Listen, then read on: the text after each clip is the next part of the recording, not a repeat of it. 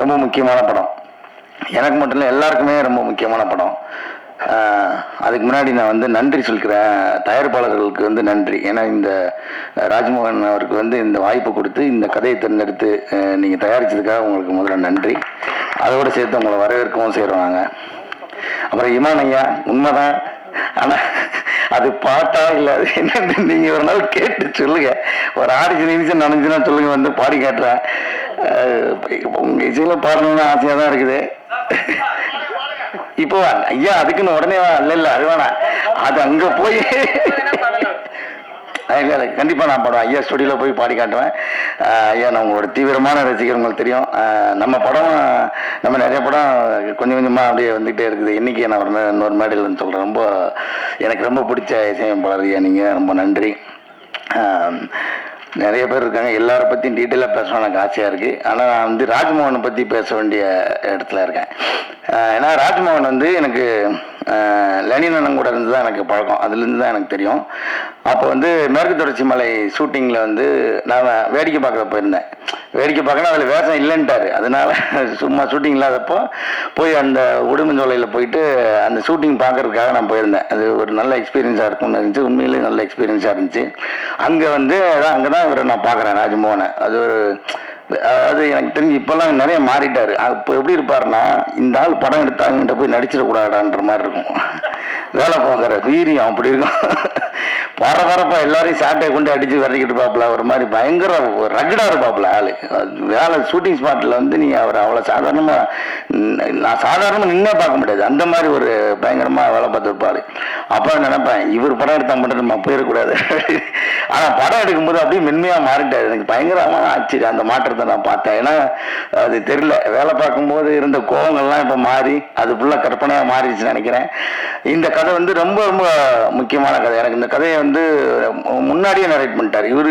இந்த ஒரு கதை மட்டும் இல்லை, இவர்கிட்ட வந்து ஒரு 4-5 வீரியமான கதையை நான் கேட்டேன். அதில் முக்கியமான கதை இது ஒன்று. இன்னும் அடுத்தடுத்து அது படமாக வரப்போகுது எனக்கு தெரிஞ்சு. ரொம்ப முக்கியமான இயக்குனராக வந்து ராஜ்மோகன் வந்து வருவார், அதில் எந்த மாற்றமும் கிடையாது. ரொம்ப ரொம்ப நல்லா, இப்போ எப்படின்னா ஒரு டாக்டர் வந்து ஒரு மருத்துவத்தை பற்றி ஒரு படம் எடுத்தால் எப்படி டீட்டெயிலாக எடுத்துருவாரோ, அதுக்கப்புறம் அந்த மருத்துவத்தை பற்றி இன்னொருத்தர் படமே எடுக்க முடியாதுன்ற ஒரு நிலைமை வந்துடும்ல, அந்த மாதிரி இந்த மோட்டார் சம்மந்தப்பட்ட படத்தை இனிமேல் யாருமே எடுக்க முடியாது, அந்தளவுக்கு டீட்டெயில் பண்ணி எடுத்துட்டாரு. அது ரொம்ப ஒரு அதுதான் இதே இடத்துல தான் நினைக்கிறேன். ஒரு தடவை கேட்ட ஞாபகம் இருக்குது எனக்கு, முழுசாக அந்த வாக்கியம் ஞாபகம்லாம் ரொம்ப முக்கியமான வாக்கியம். பாலமேந்தர் சார் சொன்னது, வாழ்க்கை அனுபவத்திலிருந்து ரத்தமும் சதையுமாக பிரித்தெடுக்கப்பட்ட கதைகளிலிருந்து ஒரு நல்ல சினிமா உருவாக வாய்ப்பு இருக்கிறது அப்படின்னு சொல்லியிருந்தார். அந்த மாதிரி அவரோட அனுபவத்துக்குள்ள இருந்து எடுத்து எழுதின கதைங்கிறதுனால இது கண்டிப்பாக நல்ல சினிமாவாக வந்திருக்கு. ரொம்ப ரொம்ப மகிழ்ச்சி எனக்கு இதில் நடிச்சது. அப்புறம் வந்து நான் லெனின் அண்ணனை பற்றி கண்டிப்பாக பேசுகிறோம். இந்த படத்துக்கு அவர் நிறையா நடித்ததை தாண்டி நிறையா உழைச்சிருக்காரு. ஏன்னா இப்படி ஒரு டீமை செட் பண்ணதுக்கு ரொம்ப முக்கியமான காரணமாக அந்த லெனின் அண்ணா இருந்திருக்காரு. அவர் இங்கே இல்லை, இப்போ அமெரிக்காவில் இருக்காரு. அப்போ இப்போ தான் எழுந்திருப்பாருன்னு நினைக்கிறேன். அவர் வந்து நான் வந்து ரொம்ப நாளைக்கு முன்னாடியிலேருந்து அவர் சொல்லிட்டே இருப்பேன். ஏன்னா அவர் ஒரு அசாத்தியமான திறமைசாலி. அவர் வந்து வெறும் இயக்குனர் மட்டும் கிடையாது, நிறைய அவர் தனியாக அவர் ரொம்ப சீரியஸான ஒரு படிப்பாளி. அவர் ரொம்ப நிறைய அரசியல் பற்றி பேசுவார். அதை தாண்டி ஒரு ஹியூமர் சென்ஸும் அந்த நடிக்கிற திறமையும் அவர்கிட்ட வந்து அலாதியாக இருக்கும். நாங்கள் தனியாக இருக்கும்போது நிறைய தடவை, தனியாக நாங்கள் நண்பர்களாக சேர்ந்து இருக்கும்போது அவர் நடிக்க வாங்கன்னு நான் பல தடவை சொல்லியிருக்கிறேன் போகலாம். அப்போ வந்து இவர் கேட்கல, ஆனால் அதுக்கப்புறம் நடிக்க வந்தது. ரொம்ப ரொம்ப மகிழ்ச்சி எனக்கு. அவரோட சேர்ந்து நடித்ததுல எனக்கு ரொம்ப ரொம்ப மகிழ்ச்சி. ரொம்ப பிரமாதமாக பண்ணியிருக்காரு. நீங்கள் சொன்ன மாதிரி அந்த எல்லாருமே சொன்ன மாதிரி அவரை பார்த்தா நிச்சயமாக கோவம் வரும். வெளில வந்தோடனே அவரை சரியாக முகம் ஞாபகம் இல்லாதவங்க யாருன்னு கண்டிப்பாக ஒரு தடவை கேட்பாங்க. அந்த மாதிரியான ஒரு கதாபாத்திரம் நடிச்சிருக்காரு லெனின் அண்ணன்.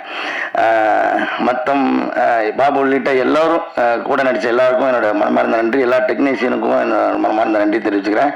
பிரதீப், நான் வந்து நம்ம சக்ஸஸ் மீட்டில் அந்த எக்ஸ்பீரியன்ஸ் எல்லாம் பற்றி பேசுவோம். Thank you so much. எல்லாரும் மறுபடியும் பேச வேண்டியிருக்கனால ரொம்ப நன்றி. நன்றி. அடுத்ததாக நாம் பேச அழைக்கிறோம். அன்பு என்னும் எழுதுகோளால் மட்டுமே வாழ்க்கை என்னும் பக்கங்களை அழகாக்க முடியும். அப்படி